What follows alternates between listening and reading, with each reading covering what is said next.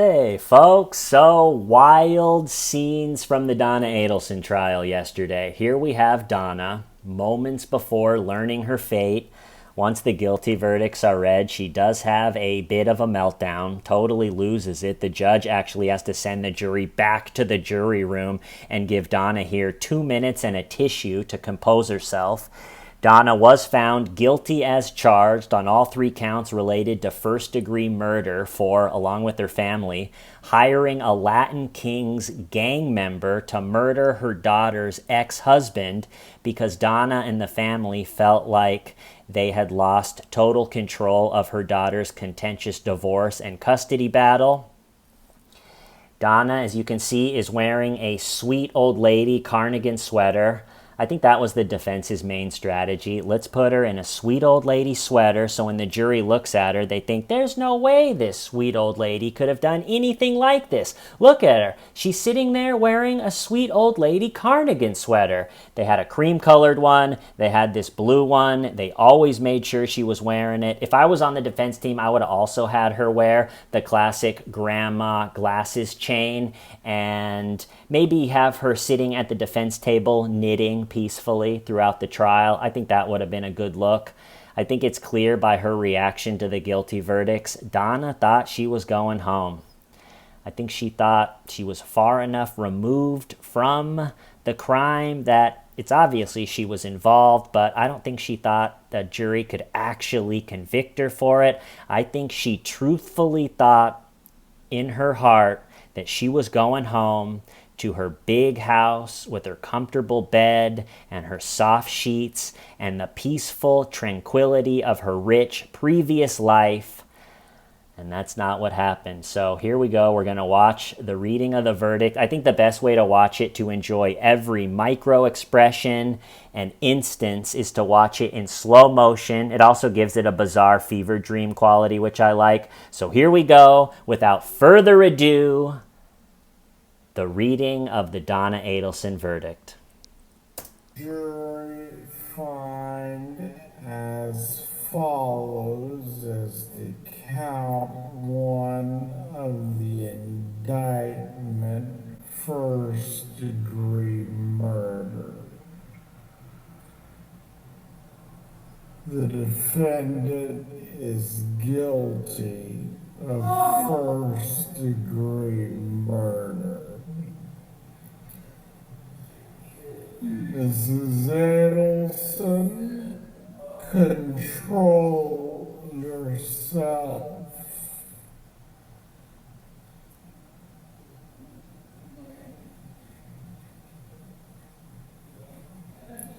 Count 2. We, the jury, find as follows as the count 2 of the indictment. Conspiracy to commit first degree murder. The defendant is guilty of conspiracy to commit first degree murder. Count 3.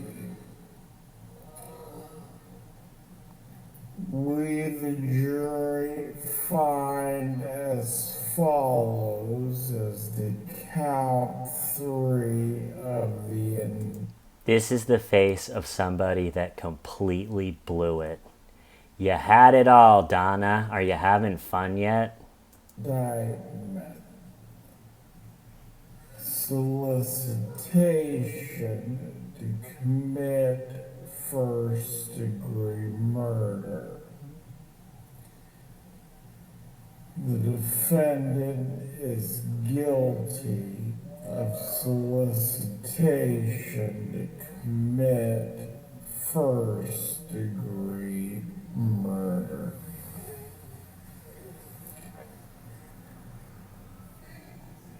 And is signed and dated by the foreperson.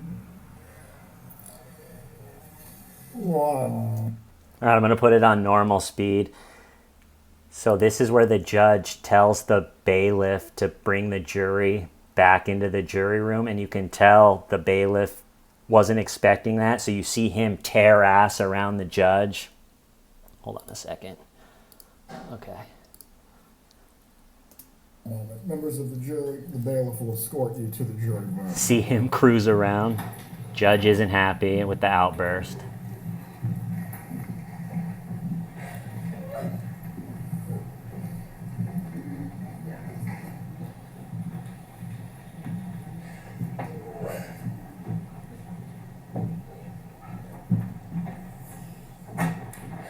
Mrs. Adelson, while this was not the outcome I'm sure that you desired, That's the understatement of the century. there will not be any further outbursts in front of the jury.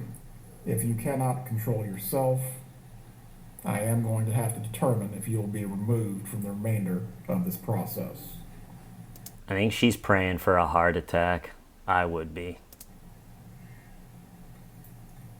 Do you understand what I'm saying to you?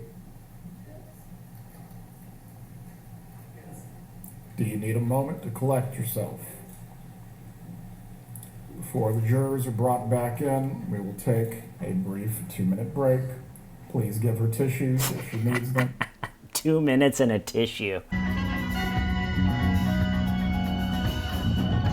All right, so here's some quick final thoughts now that the Donna Adelson trial is in the books. I thought the most interesting part of the whole thing, other than Donna's meltdown to hearing her verdict, was regarding whether Donna was going to testify or not. And I think her defense only called 8 witnesses, and none of the defense witnesses seemed to have any real teeth as far as the defense goes. It felt like we got to call somebody. We can't put up a defense and not call any witnesses, because think about it, pretty much everybody that Donna surrounded herself with at the time of the murder was in on the murder. So you don't want to call any of those people. Damn it, who are we going to call? So one of the witnesses they called was some divorce attorney, and she testified that it actually wasn't a contentious divorce. It was clearly one of, if not the most contentious divorce of our time and maybe in history.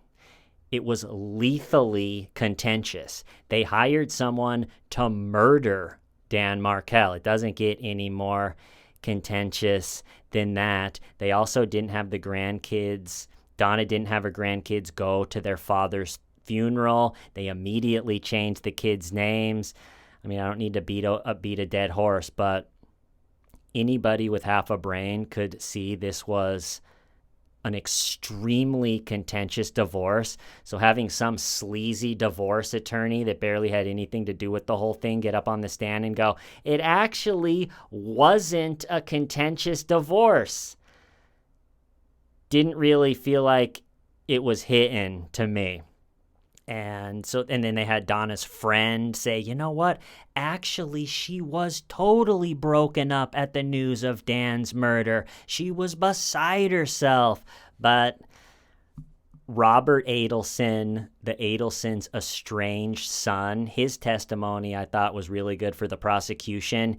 He testified that the week when Dan was murdered, the whole next week, his whole family was just acting really bizarre in a way that you wouldn't act unless you are the one that killed the person. There wasn't any curiosity about who killed your daughter's ex-husband. It was all, it's not our problem. And Donna told Robert Adelson, he testified this is one of the big moments I thought. She called her estranged son, Robert, who lives in Albany, New York. They live down in Florida. And she says, this is right after the murder happened. Don't talk to the FBI. And her son, Robert, goes, I already did. They came and we invited them in. Why wouldn't I talk to them? And Donna said something like, whatever. You don't know anything anyway. And Robert testified at that. So having Robert, who's an ear, nose, and throat doctor, smart guy, well-spoken, didn't come off as like he was lying or anything like that, to have him clearly talk about how bizarre Donna was acting and how she said, don't talk to the FBI, and oh, you did already, yeah, you don't know anything anyway. That holds a lot more weight than having some friend of Donna's get up there and go, she actually was very sad. Huh? All right. And then the stupid defense or the divorce attorney going, and from my experience, it actually wasn't a contentious divorce. What are you basing that off of? Not much. And so after the eight defense witnesses that I don't think helped much for Donna, it came the big question. One of the ones I was most interested in is Donna going to testify? So the day before Donna had to make the decision, they split for lunch, I think it was 20 minutes early, so she could talk with her lawyers and discuss whether she was going to testify or not testify. She's also had more than a year in jail working with lawyers to think about it, to talk to the lawyers about it. There's no shortage of time. She sits there in the jail twiddling her thumbs. At some point, you could decide, am I going to testify or not? So the next day, after the judge already gave her 20 minutes to decide, officially talk to her lawyers, have the big conversation, it's the next day. Their 8 witnesses are all done, and it's the time to make the decision. All right, are you going to call another witness, or is Donna going to get up on the stand and testify in her own defense? And they needed another 5 minutes. All right, take another 5 minutes. I was picturing the theme song for Jeopardy playing. Okay, 5 minutes is up. Donna, are you going to testify in your own defense or not? Still not ready. You need another 5. Okay, I think they gave her another 5. I can't remember exactly, but it was starting to get absurd. It's like what else have you been thinking about? So she got another 5 or another 2 or something. And then that time elapsed. All right, Donna, what's it going to be? Still not ready to decide. Okay, well, now you just have to decide. You had plenty of time. Are you going to testify? She wanted more time. The judge pushed back and said, you've had more time than anyone has ever gotten, probably. Are you going to testify?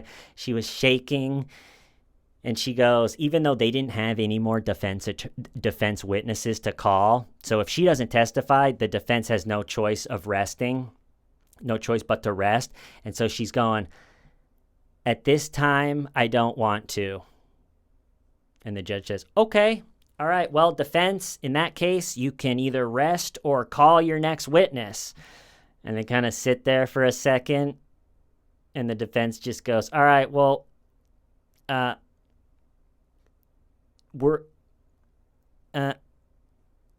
right, the defense rests. And that was it. And it's easy to, I guess, say now because she was found guilty as charged, but I think you gotta get up there and try. Especially, this is a hard case to defend with having the lackluster group of witnesses. If I was pretending I was the defense attorney, I don't know who I would have called. It's not an easy case to defend. It's like, I don't know who could possibly get up on the stand and say something that's going to help Donna's defense, other than Donna's got to go up there and, in her own words to Wendy, put on the performance of her life. Maybe if she got up there and really threw her kids under the bus and said, they were tricking me, I didn't know it was going to happen, and then once it did happen, I'm just a mom that that was trying to salvage my kids from going to jail. It was Charlie's idea. He's already in prison. So she could have said, it was Charlie's idea. He tricked me. He told me we were going to do something else. And then this nightmare happened and I didn't know what to do. I'm a sweet old lady in a cardigan sweater that just was trying to keep her family out of prison. I didn't know about it. And then afterwards, I had a little bit to do with the cover up, but I was just looking out for my family. And, I think that would have been but I think she has seen Wendy testify a number of times and saw Charlie testify and saw that you really do take a beating up there and it's not easy to lie because it ends up biting you and you could look stupid. But her defense attorney, especially for how rich Donna and Harvey are, I figured they could hire a real dream team of heavy hitter defense attorneys. And they were some of the weakest attorneys I can remember watching in these trials. And some of the trials I watch, it's just public defender, someone that doesn't have half the money and resources that the Adelsons have. And the lawyers are pretty damn good, impressively like, damn, it's for not some expensive lawyer, that was a good showing. And so to have the lackluster lawyers, a real weak group of defense witnesses, it comes to that decision like, all right, am I gonna testify? I think I have to. None of the witnesses said anything that's gonna help me. The attorneys aren't making real great points that are, mic drop, hey, look at that. Did you ever think of that? But she didn't want to. And I was cracking up after she was wailing when they were reading the verdict. She was like, well, now I want, if you started, well, now I want to. Yeah, it's a little late, Donna. Okay, so just real quick, I thought the best witnesses for the prosecution that ended up, putting Donna away was, like I said, Robert Adelson, the estranged son, talking about the bizarre behavior of his mom and the whole family the week it happened, not wanting Robert to talk to the FBI. I thought Catherine, which is Charlie Adelson, Donna's son's ex-girlfriend that put them in contact with the hired hitmen. One of the hired hitmen is her baby daddy. So Catherine took the stand, and the part of her testimony where she said that Charlie put her on the payroll because she set it up and got the murder done. He put her on the payroll of the Adelson Institute, their dentist practice, and she was getting paychecks, obviously on the payroll, but didn't actually work there. It was just part of her payment, and Donna was signing those paychecks. So I thought that testimony was pretty strong. Also, too, the money that they gave the hitmen, it somehow came out. Catherine heard that Donna washed it. The money was all wet. They're like, why is the money all soggy? We got a bunch of soggy cash. What is this? And you can picture Donna trying to scrub all of their fingerprints off the cash. I thought that testimony was really strong.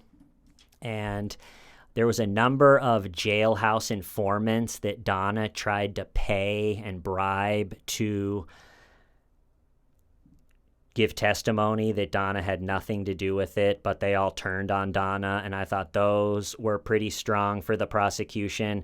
Donna was offering that they would buy one of them a trailer and land if she would say the right thing. She testified that Donna wrote a script out, said, learn this, I'll pay you, you'll get a trailer and some land. If you learn this script and deliver it convincingly, we'll take care of you. And so I thought that made Donna look really bad. And then just the reaction, they did what's called the bump, where years after the murder, they were trying to get something cooked up. So they tapped Donna's phone and Charlie's phone and a few other phones, and then had an undercover law enforcement officer run into Donna, bump into her, and pretend to be somebody that I think the brother the person's brother was in jail. And so run into Donna and say, my brother was in jail with someone related to this murder, and they told us all about it. And so you need to take care, basically like an extortion plot. And you need to, help my brother out in jail. We know what you did. And he gave an envelope, and it had an article of the Dan Markel. So they did the bump. Let's get him talking. Let's freak out Donna a little bit and see what happens. We got the phones tapped. And so then Donna goes and calls Charlie, and they're talking about, this guy just bumped into me, gave me an article of Dan Markel's murder. But there's no discussion like, this is crazy, or I can't believe you did this. She said something like, this has to do with both of us, and they just didn't act in any way like they didn't have anything to do with the murder, because you would be like, we're calling the cops. They should have anyway. If they would have called the cops and said someone's trying to extort us, even though the cops were investigating them, she might have got off. But their reaction to that, what they call the bump, is very incriminating, and there might be other solid points of the prosecution, but the totality of the evidence against Donna, even though there wasn't any slam dunk forensic evidence, the circumstantial evidence was strong, and there was enough of it, and she was found guilty as charged. And so now the question is Wendy next? Wendy's ex-boyfriend, Jeff, has testified, and also in his police interrogations has talked about any slight stress. It really affects Wendy's digestion, and she gets diarrhea, and she has a really hard time. She pukes. And so I would guess Wendy's stomach isn't feeling so great today, the day after her mom was found guilty of murder, and her older brother has already been found guilty of murder, and her whole family was completely ruined by their stupid decisions. So we'll see if Wendy is next. Pretty interesting. I got to go help Grandma with the baby, so I'm going to cut it off there. Why? Stivin' why? Shamita. I love you, baby.